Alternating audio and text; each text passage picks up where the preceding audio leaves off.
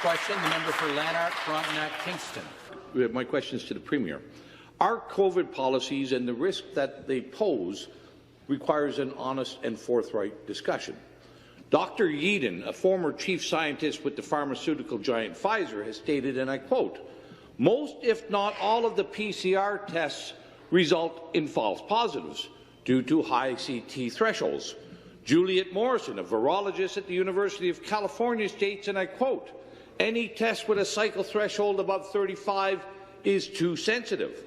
The Public Health Agency of Canada reported in May of this year that testing over 25 cycles provides dubious results. The prestigious Oxford professor Dr. Carl Hennigan has stated a PCR test does not equal COVID-19. Speaker, my question to the Premier is your testing creating both a false understanding of the risk as well as false positives? Thank you, Speaker. The PCR testing is very effective in areas where there are outbreaks. It has proven to be so. We are receiving that information. We need that information in order to take action. We have taken action on several fronts in terms of limiting unmonitored social gatherings, limiting capacities in restaurants and bars, and in other actions that we've taken. But I'm not quite sure what the member is suggesting. Are you suggesting we don't do any testing? We just stop testing? Is that the reaction that we should be taking with this? What else would you suggest? Back to the Premier, and I'm glad that question was posed. On July 30th, the Deputy Medical Officer of Health, Dr. Barbara Yaffe, stated, and I quote, "Our testing can result in over 50% false positives. That is, the person actually doesn't have COVID. They have something else, or they may have nothing." She has also called for limits on testing of asymptomatic people, while the government calls for more. Another contradiction in a long list of COVID contradictions.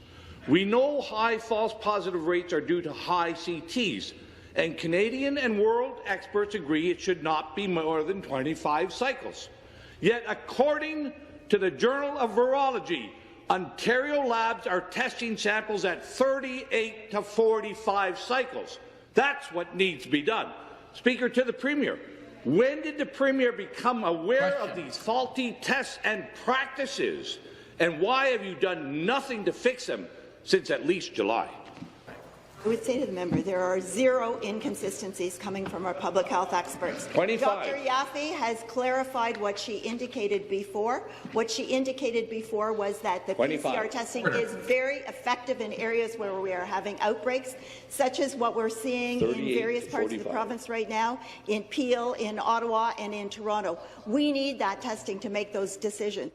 We are taking action where we need to take action. We're looking at other methods of testing as well. Some of the antigen testing is looking very promising. It looks as if Health Canada is going to be approving that. It's a good screening tool, but we need every tool that we can use at our discretion. PCR testing, antigen testing. We're looking at saliva testing. We need everything that we can do for screening and for testing purposes to keep the people of Ontario safe and healthy.